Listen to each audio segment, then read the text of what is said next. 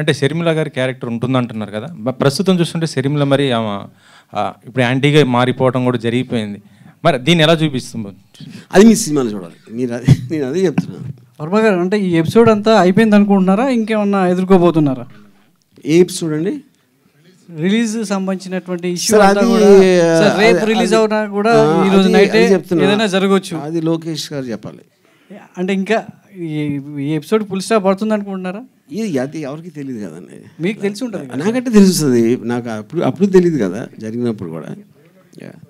ఇంకో question sir, ఇంకో strong question నేను అనుకుంటున్నాను. ఈ సినిమాకి మీరు తాగిన ఓట్కా డబ్బులన్నీ వస్తాయా?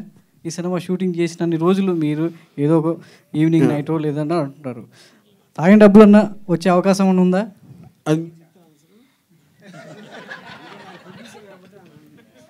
చెప్పండి సార్ అరుణ్ గారు.